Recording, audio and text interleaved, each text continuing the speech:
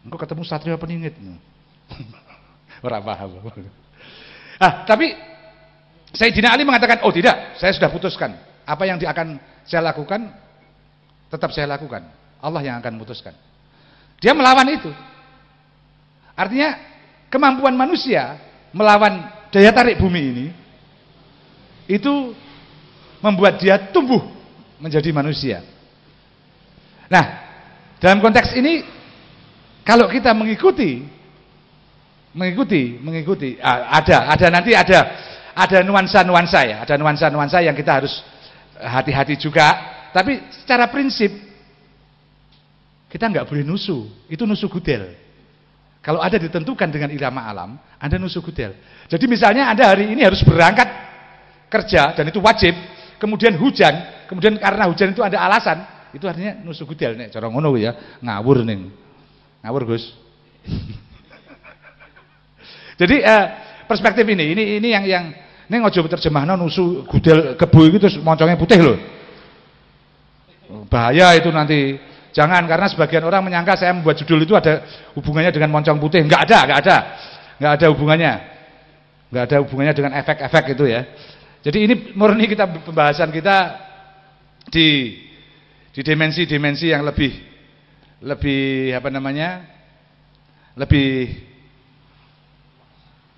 luas, lebih kultural, lebih ke norma-norma keagamaan dan sebagainya.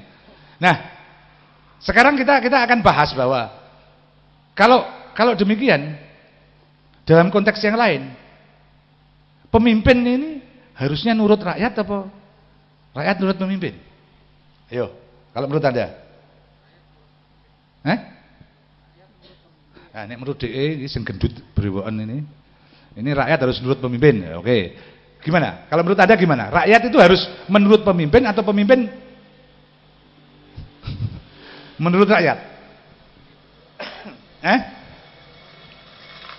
Saya bener di orang wani jawab piye? Enggak, menurut Anda gimana? Rakyat itu harus menurut pemimpin atau pemimpin harus menurut rakyat? Rakyat yang di? Loh, rakyatnya pemimpin. Loh, rakyatnya pemimpin yang mana? Yang dipimpin yang mana? Loh, rakyatnya itu kan banyak. Yang mana? Ayo, boy. Loh, iya toh. Pemimpin harus menuruti rakyat. Loh, rakyat yang mana? Sing sugih.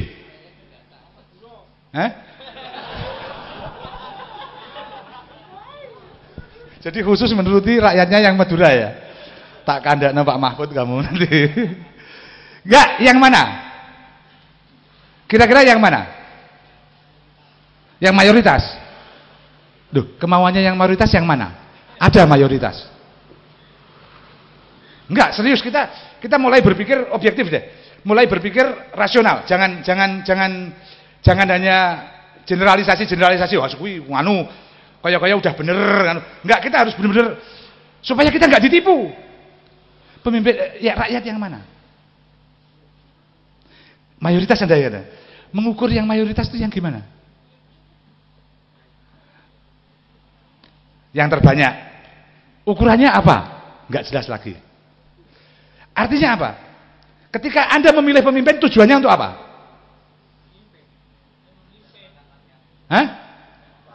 Memimpin ya?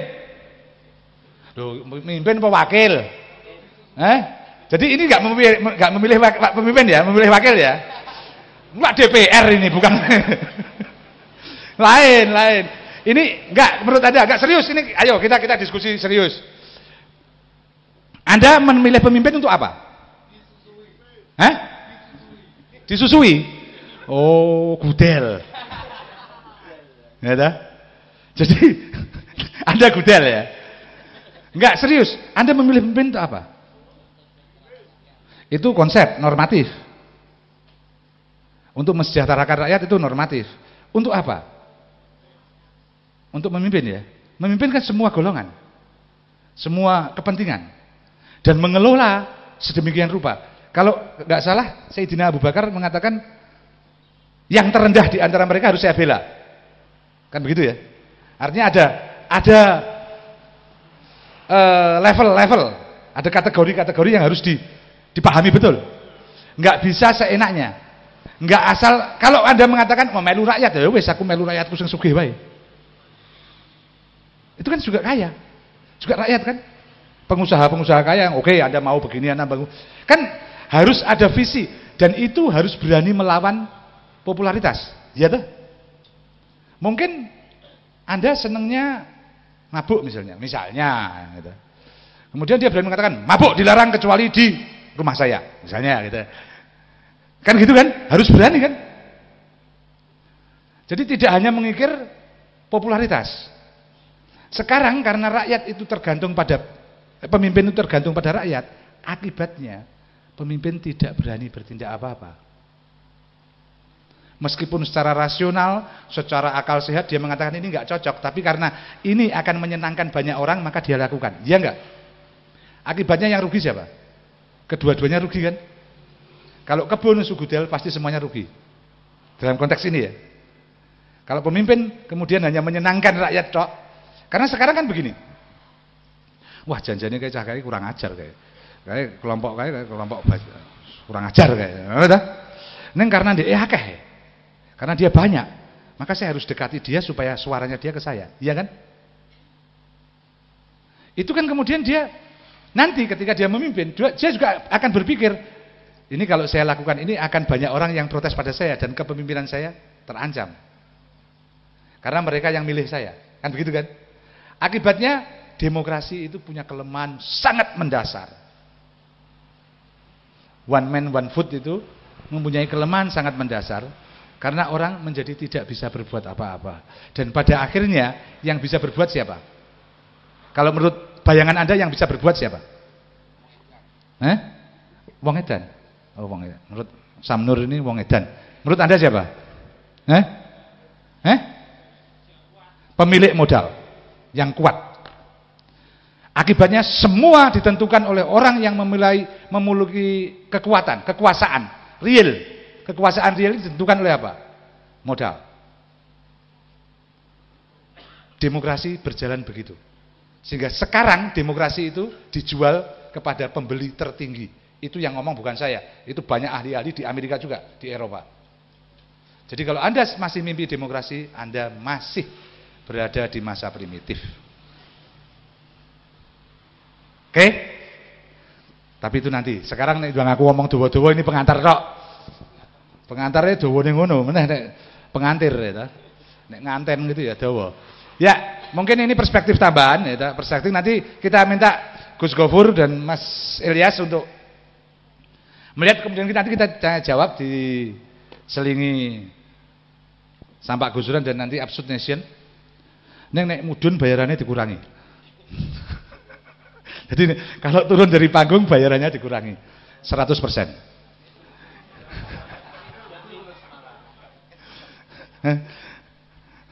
Salah. Ini karena ini kan untuk TV Aswaja. Jadi untuk TV Aswaja nanti banyak bahasa Indonesia, Gus. Mas, jangan banyak bahasa Jawa nanti dimaki-maki orang dari luar Jawa saya. Ya, monggo, Gus. Anda Mas Ilyas dulu. Oh. Ah, inilah orang Jawa. Tapi nek kiai-kiai dek biyen ngono. Ngimami Mas, mboten jenengan. Berbanding ada setengah jam maghrib sudah lewat masih jenengan orang sing ngimami berbanding. Ya ta? Tapi enggak apa-apa itu justru tapi kalau sekarang pemimpin kan begitu. Mas yang mimpin siapa? Ah, kula. Ya, monggo Mas Ilyas.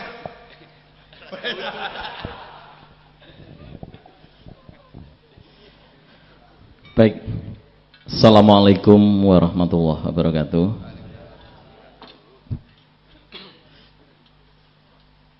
Habibie dancuk. Jelas-jelas nyekel rokok kok tetap diperkosa.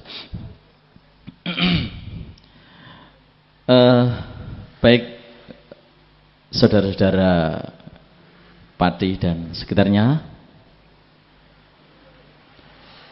Kalau saya lihat malam ini seneng banget. Ketok banget nek bar untuk dum-duman duit.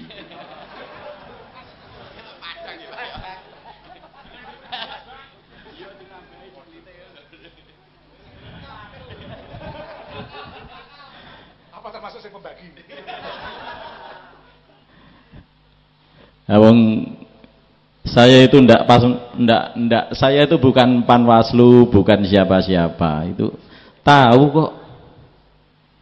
Tapi kok aneh ya Panwaslu wong do bagi duit cak mono mbane ora roh ki katarak apa piye matane ya.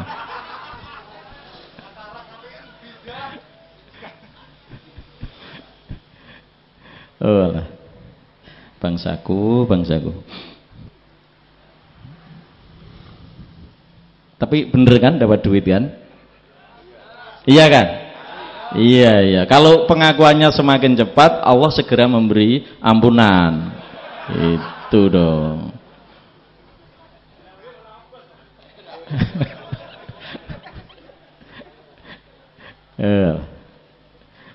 Padahal saya itu punya niat arep nyalek lewat dapil padi loh jane lho.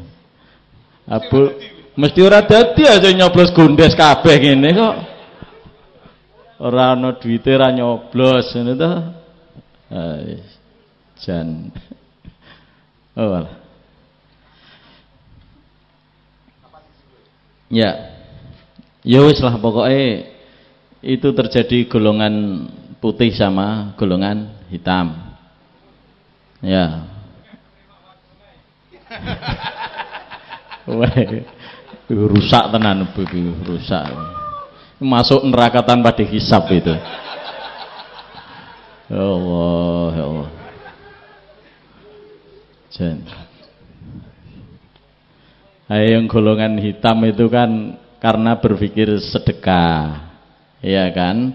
Ndak enak karena caleg-caleg itu kan fakir dan miskin. Dia meminta-minta kemana-mana mau dipilih. Saking Anda orang kaya maka ndak enak kalau ndak dicoblosi semua. Maka coblosi kabeh. Golongan putih is 11 gak gelem. Delok idoni. Saya yakin saudara-saudara sekalian sudah dewasa lah. Hari Senin sehabis pileg itu kan saya sempat ketemu dengan beberapa anggota dewan. Itu do ngeluh. Salah satu itu bilang, wah rakyatnya ternyata pinter tenan. Calegnya luwih kalah timbang rakyatnya. Tapi saya diam kan di situ, dia ndak ngerti saya siapa-siapa kan. Cuman hati saya batin, oh dasmu lagi ngerti toh ternyata. Nek rakyat iki luwih pinter, ke dhisik luwih pinter rakyat Indonesia ini. Saking pinternya, Anda ndak mau nyalek itu karena Anda pinter toh ya? Iya ndak? Iya dong. Oke. Nah, ada yang nyalek ndak kemarin? Jamaah yang di sini ada yang nyalek, Pak? Ya. Wis ora usah banter-banter. Ayo golput itu ndak usah kampanye menang kok ya toh. Lah orang yang hebat kan gitu. Ndak usah kampanye menang, wis do lirik-lirikan ngono wis. Ya, ngono to. Baik, nun sewu Gus Gofur niki rada celelekan niki Gus. Kedahe makome jenengan riyen Gus niki. Ampun pripun nggih Gus, jangan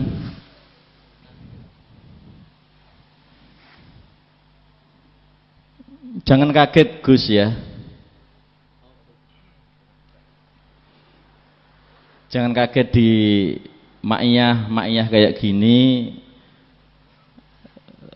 Apa Gus? Jamaah tipe manusianya subhat Gus. Jadi jenengan tadi ke kanan kiri lihat musiknya itu ya kayak gitu-gitu. Jenengan mesti kaget. Pesantren kan tidak ada kayak gini-gini. Pesantren itu wajahnya wajah udah kelihatan penghuni surga semua.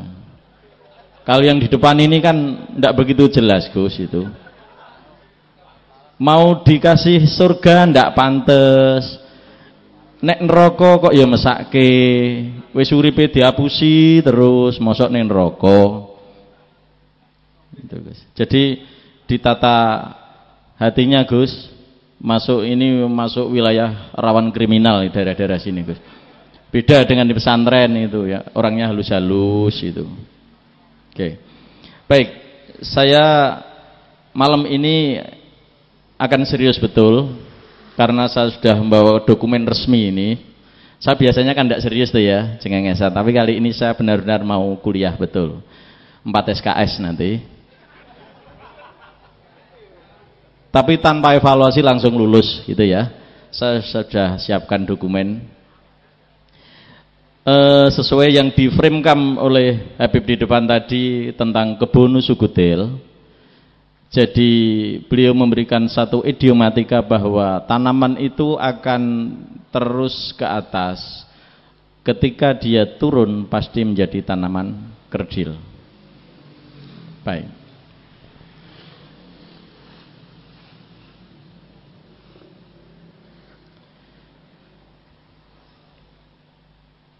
Istilah kebun Sugudel itu setelah saya cari-cari itu saya perlu klarifikasi. Itu di Joyoboyo atau filsafat Jawa? Filsafat Jawa ya. Joyoboyo enggak ada. Oke. Tadi sudah di frame oleh Habib begitu. Sama.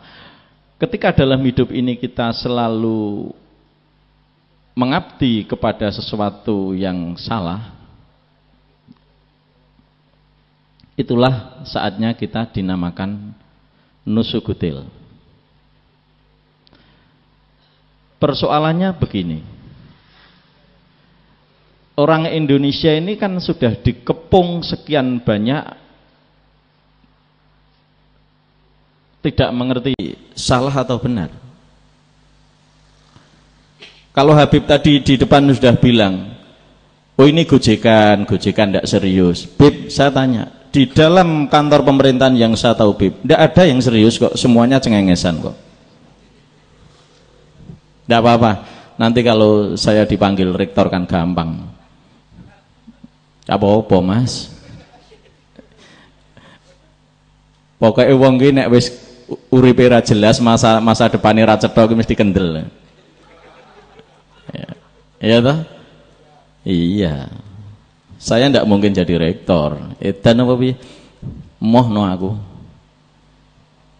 Wong semua perguruan tinggi itu sekarang mempunyai salam yel-yel kaya kae toh yel-yel ngono kae lho. Kaya MLM kae lho. Aku wegah melu MLM mergo MLM ki mergo kon yel-yel kae malah ning perguruan tinggi ya ono kaya ngono kuwi neh. Salam super ngene bareng. Oh Allah. Jadi Allah itu keliling Indonesia itu ngeluh ngerasakne wong Indonesia. Allah sudah membuatkan assalamualaikum warahmatullahi wabarakatuh bingung. Neng Jakarta ki pas medun neng Bandara Soekarno-Hatta takon karo Jibril. Bril, rame men kae apa to Bril ana TV kok ana salam-salam kae Bril. Oh, niku tiang dodolan jenengane motivator. Oh, jadi aku ki nggekno salam kaya ngono ku jek kurang apik ya, Bril. Nggih, tasih kurang niku. Wong Indonesia kok. Banyak sekali ya toh. Salam super. Waduh, banyak lah. Oke. Saya nun sewu Gus nggih.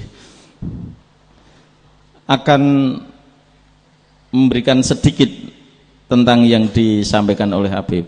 Mohon maaf saya bahasanya agak susah ini, biasanya Jawa. Tadi di belakang panggung di briefing nih Habib. Awas, Jawa nih lho, ngono meneh. Jawa ki misuh ki nek Jawa kan ndak enak kan? Ndak enak, apalagi Inggris. Allah. US. Matamu ki lho. Loh iya kan? Inggris ini misuh panjang kayak sekali ndak nikmat. Yang punya kosakata lengkap itu juga Jawa. Baik. Saya mulai dari yang ringan dulu. Ini saya bawakan teks. Sungguhan ini. Saya prihatin ketika kemarin saya menjadi ditugasi oleh lembaga saya untuk mengawal ujian nasional SMA, MA, SMK sama paket kesetaraan yang baru kemarin ya. Itu. Saya menangis karena ini kok ndak ada henti-hentinya di Indonesia ini. Agama diperkosa. Dan pendidikan kemarin juga diperkosa rame-rame oleh dinas terkait. Dengan munculnya dua soal di dalam ujian nasional itu, yaitu pada soal bahasa Indonesia dan terakhir adalah pada soal bahasa Inggris. Ya. Itu pun kalau merasa diperkosa.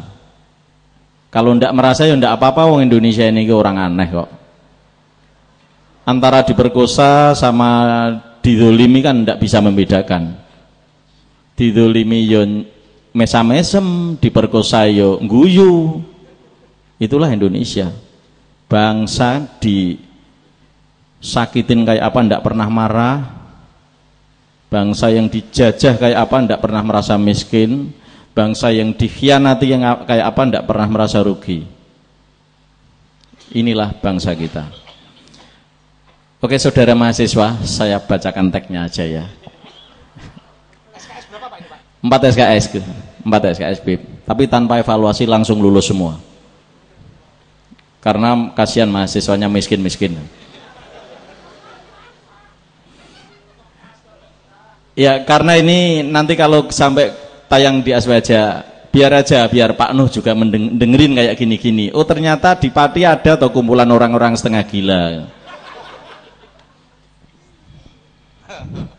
Lu, kita mending dikira gila kan daripada dikira waras kan? Semua caleg mengaku dirinya waras kan? Padahal sejatinya dia Aswaja yang ngomong gila jamaah loh, Aswaja ndak loh. Saya menirukan. Ini yang pendukungnya PDIP Joko Widodo ora sah nesu.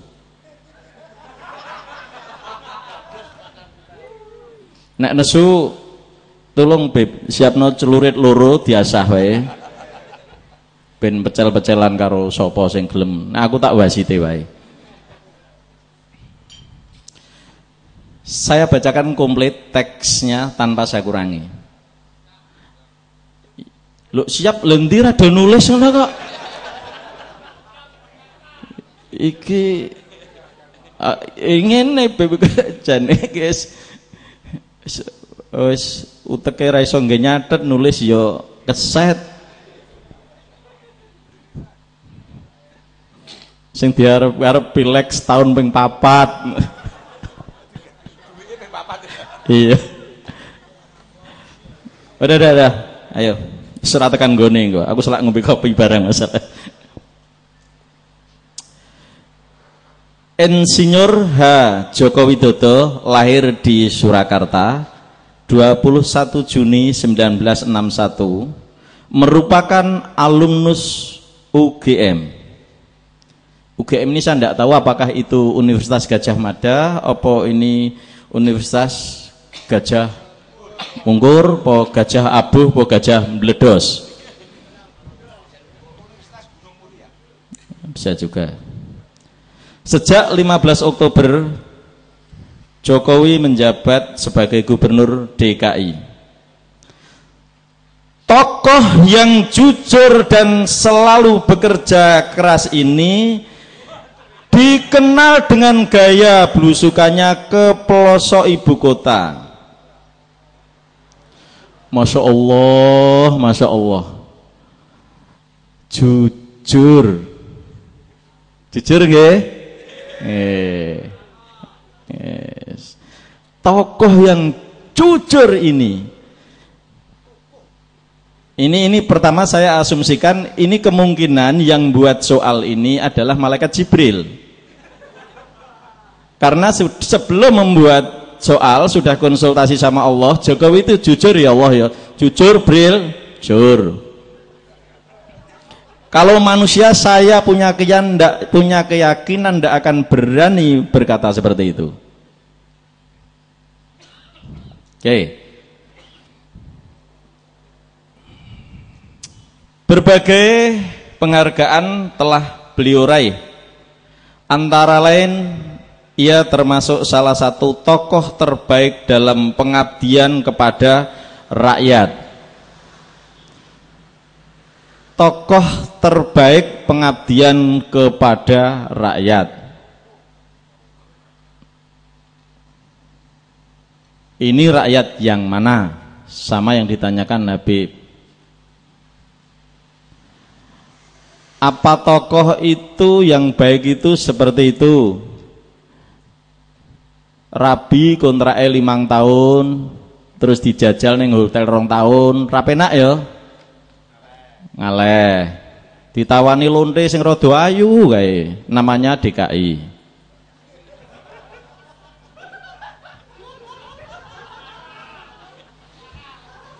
Asal betul Bib? Asal. Kalau ada apa-apa urusannya sama dia loh ya. Nah.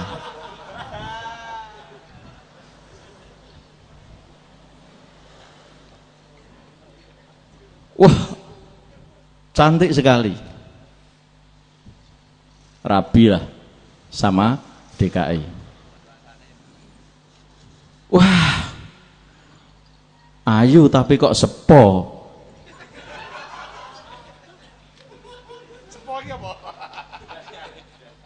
Itu yang tugas menjelaskan ahlinya ini. Kemudian ada perawan cantik, cantik sekali, dan kecantikannya itu bedaknya aja belinya dari Inggris, kemudian celana dalamnya dari Perancis, bajunya dari Itali, semuanya itu dibiayai gadis itu. Yang biayai total adalah namanya Amerika. Nah, sekarang baru ngelirik itu. Ini kan saya bertanya sama mahasiswa kan, apakah itu termasuk tokoh yang baik? Tidak usah dijawab, jawabnya di hati saja karena tidak dinilai kan. Sebagai tokoh seni dan budaya, sudah kenal ya sama Jokowi ya? Dia tokoh seni budaya enggak? Sahrumen gitu. Aku ki aslinya apik lho Mas. Awor kowe iku wae rusuh kowe. Lho, turunan Solo, alus lah. Guru-guru Sobopati kuwi rada ngrangsang.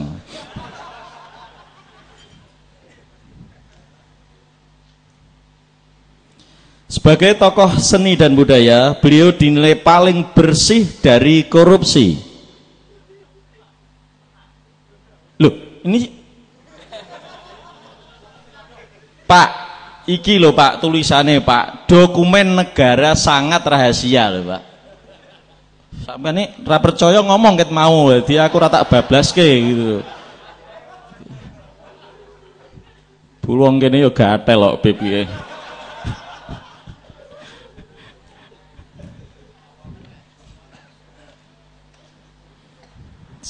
Ya, beliau dinilai paling bersih dari korupsi. Namun demikian, usahanya di bidang upah minimum provinsi dalam kurung UPM mengalami kendala oleh tindakan buruh yang memanggil kembali perwakilannya saat sidang berlangsung. Buah dari pertemuan tersebut, Dewan menetapkan UMP sebesar 2,2 juta. Oke.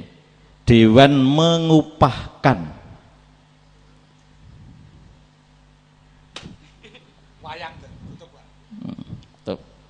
Dewan mengupahkan tuh coba. Ini teks ini murni yang ngarang manusia. Artinya bukan mengutip dari sumber koran apa. Kalau dia mengutip dari sumber, kemungkinan masih kita toleransi ya, karena kutipan atau apa. Ini tidak ada kutipan dari mana. Tidak ada kutipan dari mana. Oke.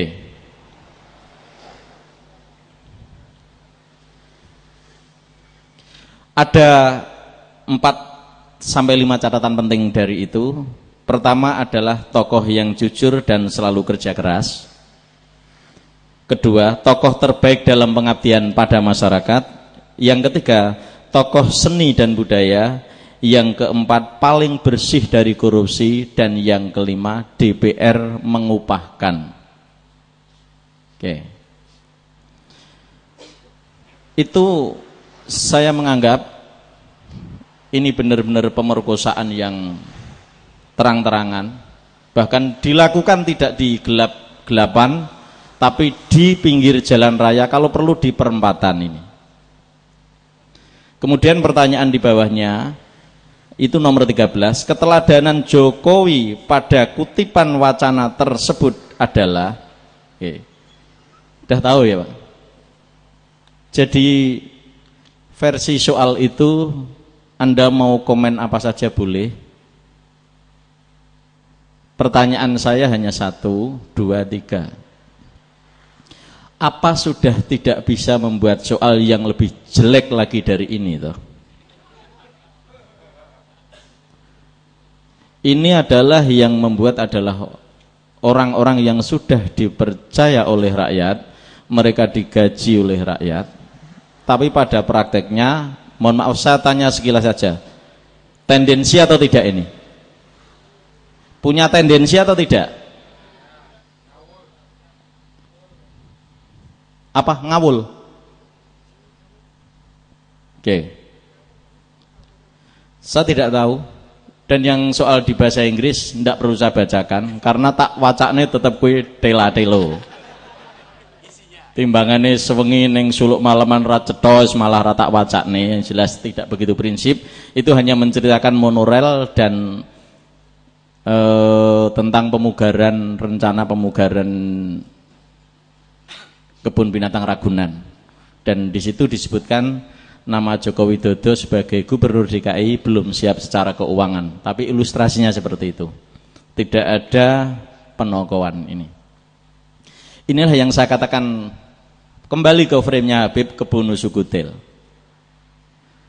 Kalau rakyat itu sebetulnya kan monggo-monggo itu yang mau jadi presiden siapa, tapi syahwati rasa digedek-gedek. Kok tega-teganya sampai soal pendidikan aja digiring untuk ke sana itu. Tahu ya Pak ya maksudnya ya. Mbok membuat contohi wis Pangeran Diponegoro yang jelas-jelas ya toh. Sunan Kalijogo. Macam-macam kan kita mau bicara soal tokoh nasional yang jelas-jelas sudah terbukti ya. Itu kan bagus sekali, baik sekali toh. Belajar pada sejarah. Ini yang tidak jelas saja berani kok. Itu loh.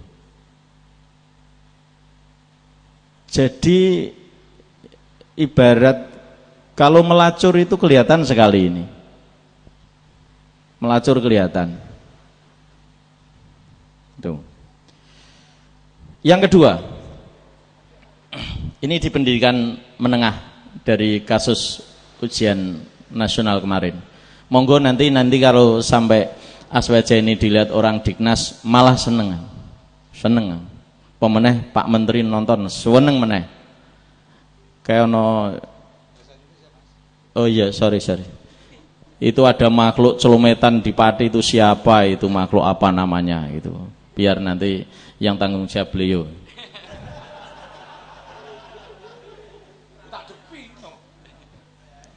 Depi ya, depi. Ya tetep wani to, kadung ra ndek apa-apa kok rawani. Nah, kalau dia jabat ketua komisi. Komisinya berapa? Ya komisinya berapa? Aslinya ya pengen lagi. Mergo ora payu. Yang berikutnya. Nusuk Gudel berikutnya saya masih di dunia pendidikan.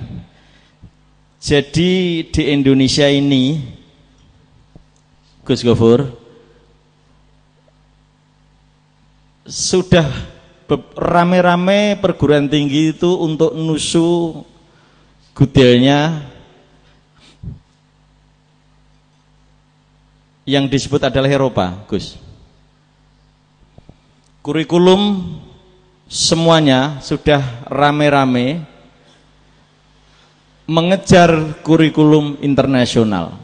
Yang kurikulum internasional itu adalah dibiayai dari Islamic Development Bank, IDB. Kuwi duit-duite orang Arab sana, bangsa Arab, untuk mendirikan bank Islam.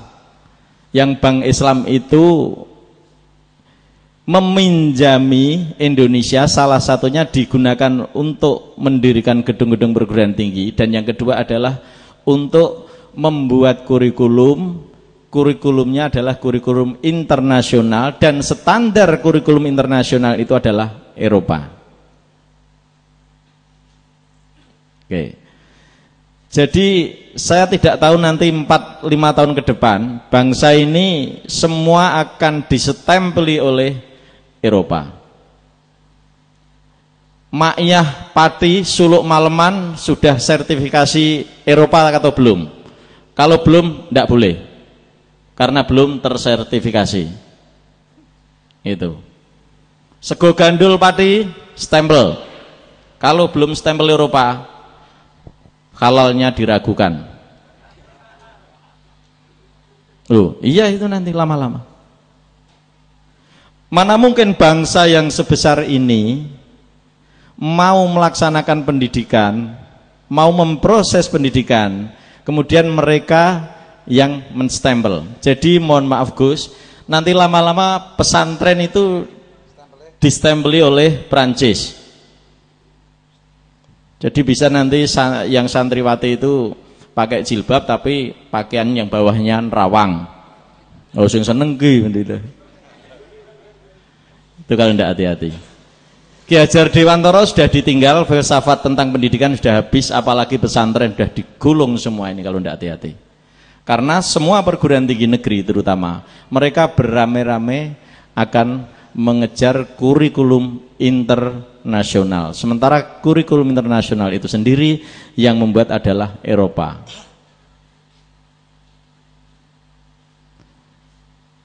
Kita dalam budaya semua sudah nyicipi semua. Tadi di dalam sudah bincang-bincang banyak sama Habib saya. Kita itu coba bayangin, telek saja karo dari Eropa kan kalian seneng banget ya. Telek goreng nunggu seneng pol ke Eropa.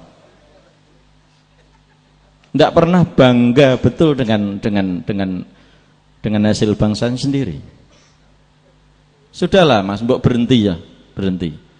Insaf lah, insaf. Tobat belum, insaf dulu lah. Coba, yang namanya boyband yang dari Korea itu ya, setahun yang lalu orang mau nonton di Jakarta itu ngantre sampai pingsan kan, nginden sampai karcisnya mahal padahal apa tuh ya ming kaya ngono to. Kuwi lak ya kalah karo Jaran Kepang to ya. Kalah sama Reyok Ponorogo to. Iya ndak. Piye? Wong Reyok Ponorogo beling digaglak. Ulo untal. Pitik kremus. Iya kan itu prakteknya. Anda kok bisa gila sih sama grup band yang dari Korea meng perkara selebrasi yang tidak begitu ilmiah. Sudah, kita itu sudah mau apa juga? Semuanya sudah dikepung semua. Lah kita hanya berharap titik-titik kayak gini adalah titik-titik ya minimal lah untuk dirinya sendiri bisa sadar. Tidak usah nyadarkan masyarakat Pati keduren ngimpine. Minimal untuk dirinya sendiri.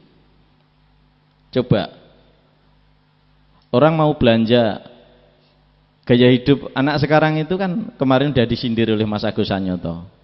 Kalau makan pizza itu bangga, iya kan? Pokoknya paparon itu bangga.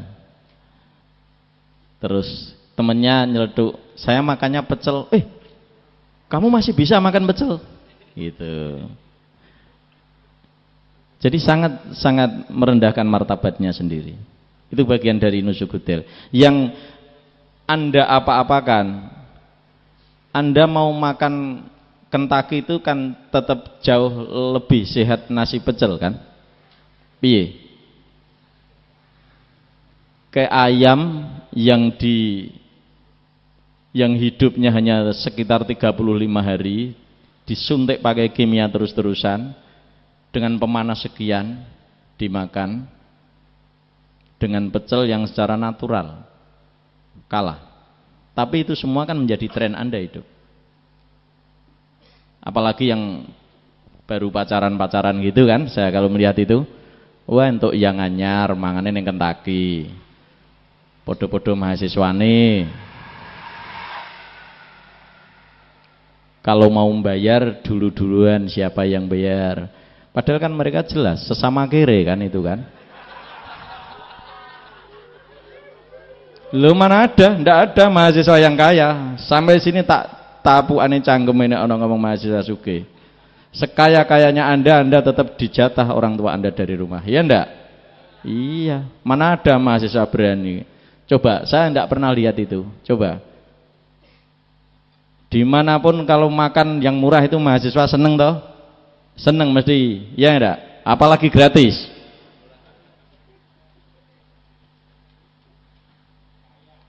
Loh iya dah. Coba, mungkin enggak ibumu Anda telepon sore-sore, Bu, ini uangnya tinggal 200 Bu, kan masih 2 minggu, ini enggak cukup Bu, sementara belum beli pulsa. Kemudian ibumu ngirim, oke, Dek, nanti sore saya transfer 4 juta ya, khusus 4 juta untuk beli pulsa loh, enggak boleh beli lain-lain loh. Ada orang tua kayak gitu?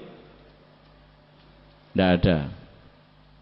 Anda itu kalau mau berangkat kuliah dari rumah aja orang tuanya pesennya, proposalnya sak pirang-pirang gitu, manajemen keuangan dikhutbahi sendiri, pergaulannya ada khutbah sendiri, gitu kan ya? Bagaimana cara naik motor, itulah bangsa kita sesungguhnya kayak gitu Pak. Oke, budaya kita sudah banyak sekali untuk kita kentir-kentiran secara nasional. Baru saja kami tadi di belakang sama Habib, mohon maaf tayangan di TV itu ada kok, tayangan itu wis walah wis pokoknya joget.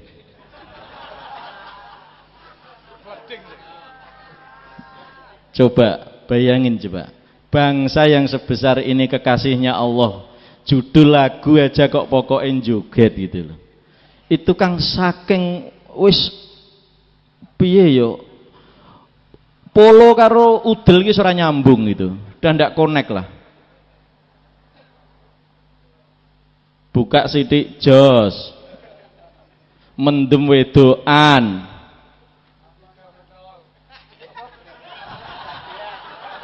apa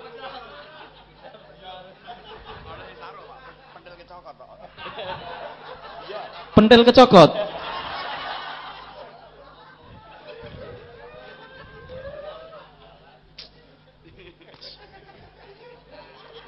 Saya bulan depan 2 bulan 3 bulan izin di Lubib. Saya menyadari iman saya itu tipis sekali, nek awore karo gendo-gendo kaya ngene iki lah. Wah, wis tenan. Tapi guyune ketok banget nek bar nampa duit itu loh.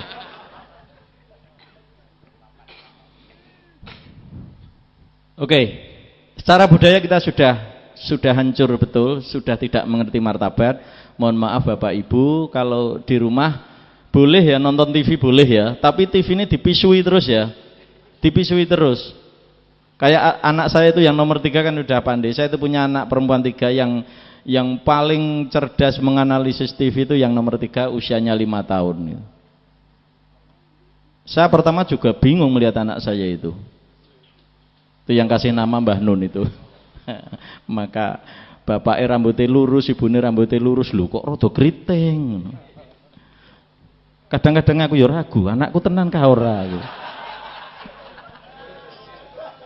Loh, Anda yakin kalau yang dilahirkan istri Anda itu anak Anda? Yakin? Loh, di mana Anda yakin, Pak? Anda seharian kerja sampai sore ndak pulang kok. Ngawur sampeanku. Ini celakanya kayak gitu.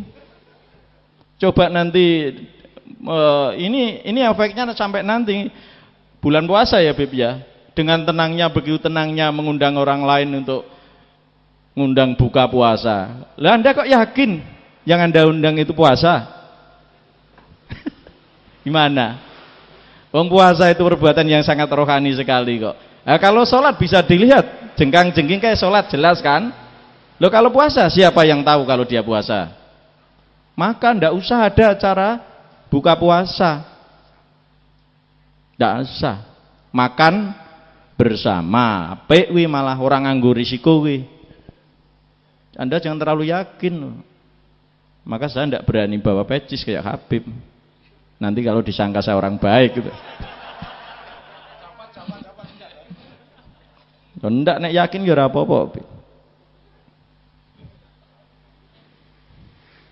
Oke.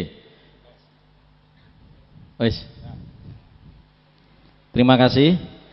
Jadi mohon untuk menjadi ilustrasi semua. Jadi ya sudahlah. Kalau kita sudah tidak bisa mengcover media ya sekarang ya. Anda di rumah kan direcoki terus sama TV toh ya. Coba direcoki sama TV. Lah kalian kita kuliah cari ilmu yang sip, membuat TV, ya kan? Nanti bisa menciptakan TV. Ketika TV itu ditayangkan sinetron, langsung TV itu bisa meledak sendiri. Nah, lah daripada kita ribut sama KPI, Komite Penyiaran Indonesia, mereka juga tidak jelas sampai sekarang kerjaannya apa. Masa TV yang dari bangun sampai mau tidur lagi sinetron terus, bayang-bayangin kuliah, habis kuliah terus ulang tahun, habis ulang tahun keplok-keplok, setelah itu keluar kuliah punya perusahaan gitu. Yang kuliah beneran di kampus ngeluh ngerasane lho, kuliah kok ora podo TV ya gitu. TV menceritakan begitu enaknya mendapatkan uang, begitu cepatnya mendapatkan istri cantik gitu kan. Ya, sebagai penutup di saya, ya kemarin Pileg sudah selesai dan Anda semuanya sudah tahu ya bahwa Anda juga memilih wakil dan ternyata Anda pun juga sudah diwakili semuanya kan oleh wakilnya masing-masing. Rakyat menginginkan kaya, ternyata wakil kita sudah mewakili dirinya juga kaya. Berarti kan sudah tidak sedih, ya kan? Sudah diwakili kan? Sudah. Rakyat menginginkan mobil mewah, wakilnya juga sudah punya mobil mewah. Sudah semua kan? Rakyat pengen punya istri lebih dari satu, maka mereka juga sudah banyak yang punya istri lebih dari dua. Sudah beres, berarti kita sudah tidak ada masalah apa-apa dengan wakil kita, ya kan? Dan tidak ada apa-apa, tenang saja. Sudah diwakili semua keluhan Anda, karena Anda sudah mewakilkan itu semua kepada wakil rakyat. Selesai kan? Oke. Terima kasih. Assalamualaikum warahmatullahi wabarakatuh. Ya, ada poin penting yang nanti saya minta juga dieksplorasi dielaborasi sama Gus Gafur. Artinya bahwa salah satu kebun Sugudel tadi saya jadi ingat. Kebudayaan kita ini kebudayaan tinggi loh. Kebudayaan di Nusantara itu kebudayaan tinggi, tua, lama. Kita punya banyak sistem nilai yang kita tinggal, kita buang karena kita nusuk gudel. Mbah gudel Saudi, mbah gudel Eropa Amerika. Saudi itu baru. Kultur Saudi sekarang yang Wahabi itu baru 100 tahun aja, mungkin 100 tahun lebih dikit lah. Kulturnya baru. Sama dengan Amerika, baru. Eropa agak lebih tua, tapi lebih tua kita. Nah, harusnya kita nggak nusuk gudel. Kita boleh belajar, boleh memfilter, boleh, tapi tidak menjadi penyusu. Selama ini penyusu kan yang ada. Ya meneng ngerokok wae. Jadi tampaknya kita perlu, kita nggak perlu deh, kita nggak perlu, wah meh berontak apa enggak, mau merubah itu enggak. Yang penting kita nggak dibohongi, ya kan? Kita sadar kita nggak dibohongi. Yang nerima duit ini pilih wonge, ojo pilih wonge ya. Nah, itu juga saya nggak setuju sebenarnya. Yo ora terima wae kabeh. Dadi ben nisan. Oh gak usah diterima kabeh. Soalnya diterima kok ya itu duitnya ya duit mbah apa ngono. Enggak jelas artinya. Jadi artinya kita harus lebih kritis lagi. Kemarin saya tulis buku dengan anak saya tentang Samin. Salah satu tesisnya, ada banyak tesisnya. Salah satu tesis saya itu begini, dan hasil penelitian itu bahwa ini sisi ini sekarang nggak ada sih, sekarang nggak ada. Bahwa Samin itu menanti Ratu Adil, tapi tidak percaya pada Ratu Adil. Jadi ini tesis saya dalam penelitian buku itu, dari ngumpul ke bahan kolondo, dari mana saja. Itu dia menciptakan masyarakat dengan mengatakan akan datang Ratu Adil. Tapi dia tidak sepenuhnya percaya bahwa Ratu Adil itu menyelesaikan masalah. Teori mesianis itu, teori milenaris itu kan mengatakan bahwa nanti akan datang satu masa, akan datang seorang Ratu Adil, yang kalau datang Ratu Adil itu semua menjadi baik karena kehadiran Ratu Adil itu. Artinya orang nggak usah berbuat apa-apa. Ratu Adil akan menyelesaikan semuanya menjadi baik. Dan sekarang hari ini kita berpikir mindset kita, mindset Ratu Adil. Nek ndek biyen geger, wih Ratu Adilnya gendut dhuwur iki. Rodok lemu sithik, gagah militer, kan gitu kan. Wih ini hebat, ini bakalnya Ratu Adil. 10 tahun ketipu Anda.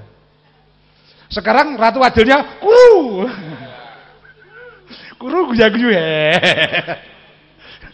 Gak apa-apa. Neng, kalau kita gak hati-hati nanti ketipu lagi.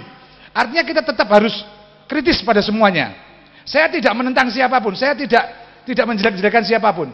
Tapi jangan sampai kita ketipu media. Nah, dalam konteks Samin tadi, dia mengatakan bahwa ini dia menciptakan masyarakat. Sehingga saya sebut gerakan penantara itu. Jadi masyarakat itu harus jadi baik dulu. Kalau masyarakat baik, nanti ketika Ratu Adil datang, maka bisa menciptakan perubahan. Jadi dia menunggu Ratu Adil, tapi tidak sepenuhnya. Sehingga gerakannya menjadi gerakan yang oleh Belanda disebut perlawanan pasif. Jadi dia menciptakan satu gerakan, membuat orang untuk harus jujur, harus macam-macam itu ya. Kemudian harus melakukan banyak peraturan-peraturan sehingga mereka menata diri. Kemudian nanti kalau datang Ratu Adil, maka masyarakat ini akan siap untuk merubah masyarakat yang lebih besar. Jadi nggak mengandalkan seorang tokoh. Itu hasil penelitian saya terhadap gerakan Samin Suro Sentiko tahun 1890 sampai 1907. Jadi buku itu sudah beredar di toko buku sekarang. Nek tuku ya tuku ning toko buku aja tuku ning nggonku. Jadi artinya ada pemikiran-pemikiran tentang bagaimana merubah dengan merubah diri kita dulu. Ini kalau ini kan sebenarnya dari ajaran Islam juga bahwa ku anfusakum, dirimu, ahlikum. Dan kalau Samin itu basicnya di ahlikum. Anfusakum dirinya dan ahlikum diri dan keluarganya. Sehingga perlawanan dia perlawanan pasif. Nek ada orang meminta pajak, dia tidak demo pajak. Tapi kalau ada orang datang meminta pajak pada dia, ditolak. Jadi sifatnya privat, di dirinya sendiri, di keluarganya, dia lawan itu dengan lingkaran-lingkaran kecil di keluarga-keluarga itu. Dan itu efektif sehingga Belanda sempat ketakutan itu. Sempat bingung, bukan ketakutan, bingung. Menyebar intelijen begitu banyak. Dan sempat beredar, dan itu sampai ke Juwana, Gendeng Mulyo, ke daerah Margoyoso, Sonean, sumber Sonean, kemudian di Pati, kemudian di Ngepung Rojo, itu pernah ada gerakannya. Tapi sekarang hilang semua udah. Jadi gerakan itu ada, dan yang paling besar itu terakhir itu 22 tahun 28 di Juwana, di Geneng Mulya. Dan itu pusatnya di Kayen. Kayen itu namanya Mbah Truno waktu itu. Artinya gerakan-gerakan ini mempercayai Ratu Adil, tapi tidak juga sekaligus tidak mempercayai Ratu Adil. Sehingga lucu kalau Anda baca data-datanya, ketika Samin dianggap Ratu Adil dan Samin meninggal, kemudian mereka ciptakan nama Ratu Adil baru, namanya Ratu Kembar. Jadi Mangkubumi sama Cokronegoro namanya waktu itu. Dan disebut ini Ratu Adilnya goib, ora ketok. Karena dengan adanya Ratu Adil itu gerakan rakyat bisa tumbuh. Karena ketegasan mereka menata diri itu, keketatan mereka menata diri itu, kalau tidak punya harapan akan berubah, mereka nggak akan mau melakukan. Jadi gerakan itu harus ada goal, tujuan. Tapi juga ada metode, sistem pelaksanakannya. Nah, sekarang kita harus berpikir seperti itu. Karena itu dalam buku itu saya katakan salah satu pikiran Samin yang masih aktual sampai sekarang itu, dia percaya pada Ratu Adil, tapi sekaligus tidak mengandalkan semuanya pada Ratu Adil. Dan itu yang sekarang kita malah kalah sama Samin. Kita percaya, nek kae dadi presiden Indonesia beres. Lho iku piye to iki? Siapapun deh. Enggak cuma yang kurus itu. Lho tenan kok. Yang jenderal pun kalau sendirian dia enggak bisa itu. Siapa? Jenderal, pengusaha, yang videonya baru beredar satu bagian di YouTube. Kalau semua bagian beredar dia bunuh diri itu, orang paham. Jadi kalau itu yang di YouTube beredar itu kan baru satu bagian itu. Kalau ada 8 bagian beredar,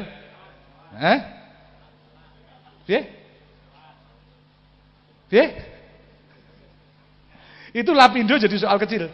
Dia bunuh diri itu kalau semua dia buka itu. Itu juga nggak menjawab. Karena apa? Karena sistem ini, karena masyarakat ini udah dipotong-potong di bawah. Masyarakat ini udah terpecah-pecah kepentingannya, terpecah-pecah orientasinya. Ini yang dikatakan oleh Ronggo Warsito waktu itu bahwa sebagai masa kolobendu, di mana orang satu negara sudah tidak saling percaya satu sama lain. Itu yang harus kita rubah dari sekarang. Bagaimana kita mulai mengembangkan saling kepercayaan di antara sesama elemen-elemen bangsa itu yang sekarang hilang. Nah, jangan sampai kita hidup semusim seperti lagunya teman-teman ini. Selama ini kan kita semusim dok. Musim pilek untuk duit 50.000 mandek. Musim pilpres kita geger, ribut sopo tokohnya, kemudian hilang lagi. Nah, ini semusim semacam ini. Monggo. Habis itu nanti Gus Gofur menanggapi. Ya, itu semusim. Semudah-mudahan kita tidak terus hidup semusim dan bercinta semusim. Tapi lintas semua musim sampai kita mencapai besok kiamat. Karena kita selama ini gampang semusiman. Musim-musiman ya cara Jawa. Jadi musim pilek ya pilek kabeh, flu sampai obat flu-nya cabe-cabean. Cabe-cabean itu bobol. Artinya kita mulai dari situ ya, Gus. Ini yang ditunggu-tunggu. Ini kalau Anda kenal Kiai Haji Maimun Zubair dari Sarang, ini putranya. Monggo Gus. Warahmatullahi wabarakatuh. Bismillahirrahmanirrahim. Alhamdulillahirabbil alamin. Wassalatu wassalamu ala asyrafil anbiya'i wal mursalin. Sayyidina wa maulana Muhammadin wa ala alihi wa sahbihi ajma'in, amma ba'd. Terima kasih untuk Habib Anis yang telah mengundang saya untuk hadir di acara ini. Ya, saya terus terang baru kenal sama Habib Anis ini ketika di Gusmus ya tentu saja tahu semua ya, Kiai Haji Mustafa Bishri. Kebetulan saya menjadi panitia di acara yang digelar di Gusmus, dan kebetulan ada Habib Anis yang mau mengundang Gusmus mungkin waktu itu karena ada di Gusmus ya. Kemudian saya kenal beliau ini lalu melalui BBM, kemudian mengajak datang ke sini. Selang saya belum kenal dengan Habib Anis ya, maklum ya, mungkin Cooper ya, kurang pergaulan jadi nggak tahu. Karena itulah lalu saya tanya-tanya siapa itu Habib Anis gitu. Saya tanya kepada Gus Natif ya, kepada terutama kawan-kawan saya. Kemudian saya mendapat jawaban yang luar biasa. Habib Anis itu salah satu santri luar biasanya Mbah Dullah Salam. Jawabannya kayak gitu. Makanya saya jauh-jauh ya tetap saya harus datang ini karena beliau adalah santri luar biasanya Mbah Dullah Salam.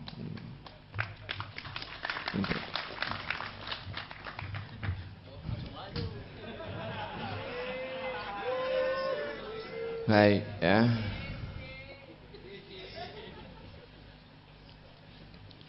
Ya kalau sudah santrinya Mbah Dullah Salam saya harus datang ya. Meskipun sebetulnya melihat waktunya itu kurang pas karena sampai tadi itu saya masih di Jogja karena istri saya Jogja. Dari Jogja saya ke sini. Untunglah ada yang minjemin mobil bagus itu di belakang itu, ada yang minjemin. Ya jadinya agak seneng-seneng juga, ada yang minjemin. Belum pernah naik mobil bagus kok naik mobil bagus. Jadi ya lumayan lah, agak seneng-seneng gimana gitu ya. Karena bagi saya Mbah Dullah Salam itu kayak semacam khalifah ya, kayak semacam khalifah. Makanya kalau sudah santrinya khalifah gitu rasanya gimana gitu ya. Karena orang itu kan butuh khalifah ya. Kalau sudah disebut khalifah, malaikat saja itu sujud. Jadi Adam itu kenapa kok sampai para malaikat itu mau sujud? Karena khalifah. Karena khalifahnya Allah Subhanahu wa taala. Nah kalau kita, saya kira malaikat nggak ada yang sujud kepada kita meski anaknya Nabi Adam, karena kita bukan khalifah. Itu saya kira. Jadi saya terima kasih kepada Habib, kepada para hadirin semua, para pengajian di sini. Saya juga nanya-nanya, ini acaranya apa? Saya sampai di sini, acaranya kok ada musik-musiknya. Ini acara apa ini? Saya kira bayangan saya itu, makanya ketika di dalam itu saya sudah agak resah sebetulnya. Makanya tuh saya keluar ke situ pengen lihat, pengen apa ya? Menyamakan kan, kalau nggak sama itu kurang gimana gitu, ngobrol itu kan kurang penak. Ya, harus sama. Karena itulah soal persamaan ini ya. Soal persamaan ini itu menyangkut masalah khalifah. Ya, saya ingin bicara khalifah, tapi sebelumnya saya ingin mengomentari masalah karena diminta untuk kebo nyusu gudel ya. Ya kalau dalam pelajaran yang saya terima itu ya, yang saya terima itu bahwa yang namanya belajar itu ya belajar aja, kepada siapapun ya harus belajar ya, harus belajar. Makanya kalau dalam murid-muridnya Nabi itu ada, Nabi itu ketika pernah berpesan begini, pokoknya apa yang saya sampaikan ini kalian sampaikan kepada orang yang belum mendengar, itu kata Nabi. Karena boleh jadi orang yang mendengar dari kamu itu lebih pintar daripada kamu. Maka dalam perspektif para sahabat, jadi Nabi punya murid sahabat, sahabat punya murid namanya tabi'in. Itu kalau tabi'innya jadi pintar, sahabat itu belajar lagi sama tabi'in. Jadi nggak ada yang namanya gengsi. Makanya sering disampaikan oleh para ulama-ulama kita, orang itu tidak akan menjadi orang pintar kecuali dia mau belajar kepada muridnya. Kalau dia sudah mau belajar kepada muridnya, berarti dia memang orang pintar. Ya, orang pintar. Karena dia mau belajar kepada muridnya. Problemnya itu kalau kebo nyusu gudel, kan kalimatnya bukan misalnya sapi nyusu pedet gitu ya. Bukan ini kebo. Kebo itu bodoh, loh masalahnya itu. Lah apalagi anaknya. Itu loh problemnya itu. Jadi kalau orang tua kurang pintar, anaknya pintar, ngaji kepada anaknya itu ya nggak apa-apa. Tapi masalahnya orang Jawa itu bilangnya itu bukan kok misalnya bapak ngaji kepada anaknya, bukan, tapi kebo nyusu gudel gitu. Kebo itu bodoh, kok gelem-geleme ngaji karo wong sing luwih bodoh. Pemimpinnya bodoh, konsultannya itu mbahnya bodoh. Dan negara ini kira-kira mau jadi apa itu? Ngangkat temen, ngangkat apa, itu yang bodoh-bodoh. Bukannya yang pintar tapi malah nguju-ngujui ya gitu. Setan ngaji sama iblis gitu loh, kalau gampangannya gitu ya. Itu kan ruwet itu, Masya Allah ya. Itu ruwet. Ya seperti tadi itu ada pertanyaan itu kan sebetulnya bersap-sap. Ada tukang verifikasi yang bikin diserahkan kepada orang itu sampai mungkin 3 sampai 4 itu bisa lolos semua itu. Pertanyaan tentang Jokowi itu yang meriksa itu seharusnya lebih dari 3-4. Tapi kok tetap bisa lolos. Yang bikin itu bodoh, yang meriksa lebih bodoh, meriksa lagi bodoh. Makanya bisa lolos itu. Kalau yang bikin SD, yang memeriksa SMP, nanti final profesor nggak lolos. Tapi karena ini yang meriksa itu lebih bodoh ketimbang yang bikin, bisa itu lolos ya. Makanya ya kalau yang namanya kebo itu ya sudah pokoknya seperti itu ya. Saya ingin menceritakan tentang tadi yang disebutkan oleh Habib tentang masalah Nabi Adam gitu ya. Ya, kalau dalam pelajaran yang saya terima gitu ya, pelajaran yang saya terima bahwa seharusnya, ini cerita tentang seharusnya manusia itu adalah yang pertama dan yang terakhir. Pertama dan yang terakhir itu manusia. Soal persamaan, orang bisa memahami itu kalau ada persamaan. Makanya saya keluar tadi itu ingin sama gitu loh. Biar sama dulu biar bisa memahami. Karena orang itu bisa memahami itu kalau ada persamaan, itu konsepnya. Orang kaya nggak bisa memahami orang miskin kecuali dia pernah hidup bersama orang miskin. Pimpinan nggak akan bisa memahami rakyatnya kalau dia tidak pernah hidup sama rakyat. Pokoknya harus ada sama. Rasa sama itu melahirkan apa yang kita sebut dengan empati. Orang nggak pernah jadi guru, nggak punya rasa empati dengan guru. Orang yang tidak pernah sakit, nggak akan punya rasa empati dengan orang yang sakit. Persamaan. Manusia itu ciptaan yang pertama dan yang terakhir. Dan diciptakan oleh Gusti Allah mirip Gusti Allah. Mirip Gusti Allah. Makanya dalam hadis itu disebutkan innallaha khalaqa Adam ala suratihi. Allah menciptakan Adam, manusia itu seperti bentuknya Gusti Allah. Karena itu kalau ditanya siapa yang paling bisa memahami manusia? Siapa yang paling bisa memahami Gusti Allah? Enggak pedet, apalagi kebo. Enggak, manusia. Kenapa? Karena manusia adalah yang paling mirip dengan Gusti Allah.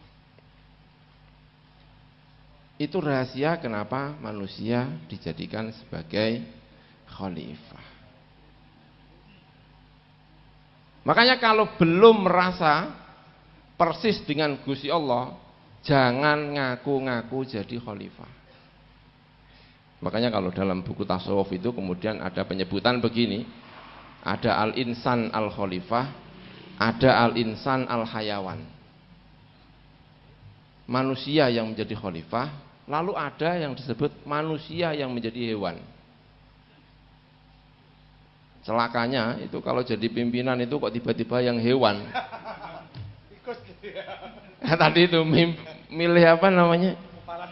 Kepala negara jadinya yang keluar tikus. Ya. Jadi ini soal masalah persamaan. Ya. Manusia itu dalam itu juga begitu. Jadi manusia itu digambarkan itu seperti pakaiannya Tuhan. Pakaian itu kalau nggak pas itu ya nggak bisa ya. Masa ukuran XL bajunya S gitu ya, kan nggak, itu nggak muat, ya itu nggak muat. Jadi manusia itu dalamnya adalah Allah karena dia adalah pakaiannya Tuhan.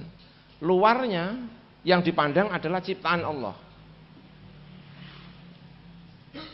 Hatinya adalah Allah, tapi luarnya adalah alam raya. Itu idealnya seorang manusia yang menjadi khalifahnya Allah Subhanahu wa taala. Dan itu rahasia kenapa para malaikat kemudian disuruh sujud kepada Allah Subhanahu wa taala. Lebih ekstrim lagi biasanya dalam pelajaran-pelajaran kiamat, alam raya itu rusak kayak apa? Selama manusianya ada yang baik, enggak akan kiamat. Gunung dihancurkan, semuanya alam raya itu dihancurkan, enggak akan kiamat. Alamat kiamat ya hidup sengsara ya, tapi kiamat enggak akan terjadi kiamat. Kapan kiamat? Ketika sudah enggak ada manusia yang baik. Makanya jangan bermimpi semoga saya menangi kiamat. Oh, itu berarti kamu jelek. Ada prediksi kiamat tahun 2011. Jangan percaya kalau masih ada yang baik, masih ada Habib Anis ini muridnya khalifah. Berarti nggak akan kiamat. Nggak akan kiamat. Kiamat itu sudah terjadi kalau Habib Anis itu wafat.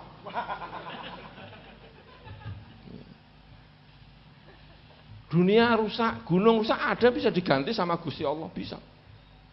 Karena manusia adalah yang pertama dan yang terakhir. Itu manusia.